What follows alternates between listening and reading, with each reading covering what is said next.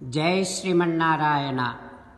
61st sloka of 2nd chapter of Srimad Bhagavad Gita.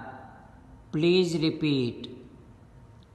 Tani sarvani sanyamya yukta asita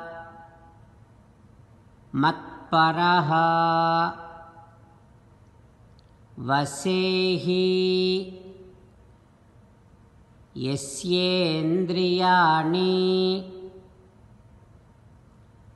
tasya prajñā pratisthita.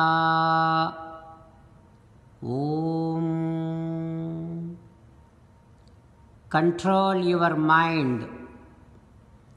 Withdraw your sense organs from their wanderings.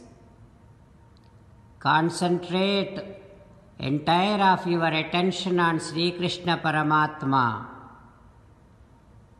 Sri Krishna Paramatma, as an essence of entire Bhagavad Gita, reveals the best option in 18th chapter, asking every one of us to surrender to Him alone. Mamekam saranam vraja. Now let us respond to Sri Krishna Paramatma saying that, O Srimanarayana, I shall control my mind. I shall withdraw all my sense organs from their wanderings. O Srimanarayana, I shall concentrate entire of my attention on you. O Srimanarayana, I shall surrender to you alone. O Srimanarayana, I shall act according to your word. Karishye vachanam tava sarvam Sri Krishnarpanamastu. Jai Srimanarayana. Now let us learn Srimad Bhagavatam. Namaskaram to Srimad Bhagavatam. Nigamakalpataror galitam phalam Sukhamukhadamrutadravasayyutam Pibata Bhagavatam Rasamalayam Muhuraho Rasika Bhuvibhavukaha. Namaskaram to Sri Sukha Yogindra.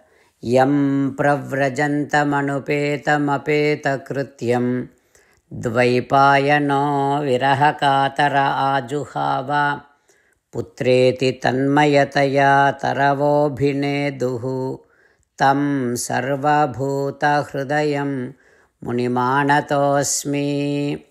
Namaskaram to Naranarayana Chaturmukha Brahma Saraswati Devi Vyasa Maharshi Narayanam Namaskritya Naram Chaiva Narottamam Devim Saraswatim Vyasam Tato Jayam Vudirayet.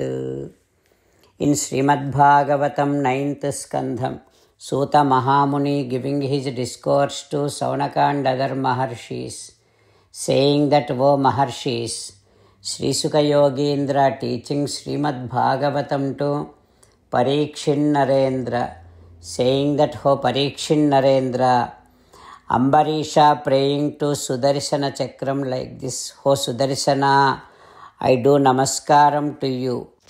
Please bestow your grace on this Durvasa.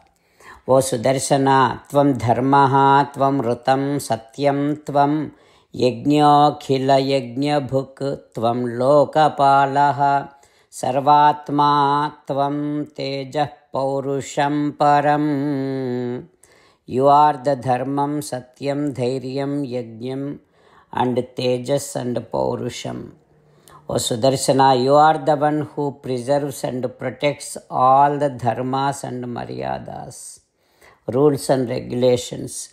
You are the one who gives punishment to those who goes against dharma. You are the one who takes care of all these three worlds. You are an embodiment of pure Tejas. O Sudarshana, you are the one who removes ignorance of devotees. Whenever Sriman Narayana shoots you, you are the one who goes and kills all the Daityas, Danavas in the battlefield. O Sudarshana, to preserve our dignity and the prosperity of dynasty, please protect this Durvasa, bestow your grace on Durvasa.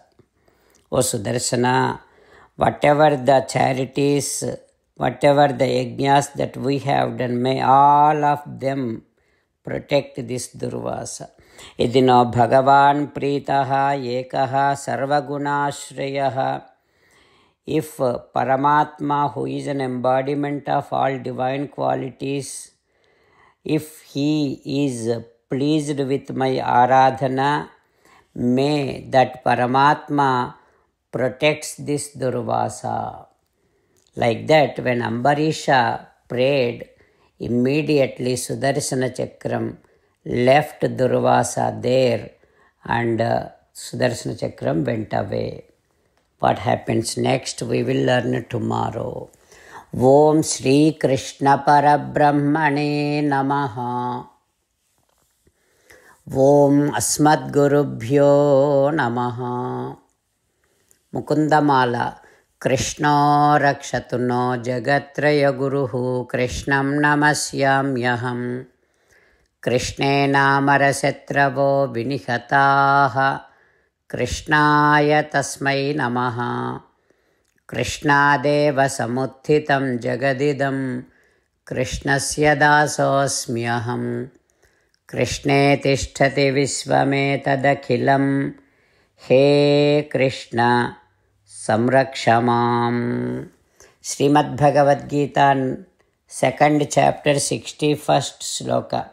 Tani sarvani sanyamya yuktasita matparaha vasehi yasyendriyani tasya prajna pratisthita. Tani sarvani sanyamya yukta asita matparaha vasehi yasyendriyani tasya prajna pratisthita. Srimannarayana karishye vachanam tava. Sarvam Shri Krishnarpanamastu. Jai Srimannarayana.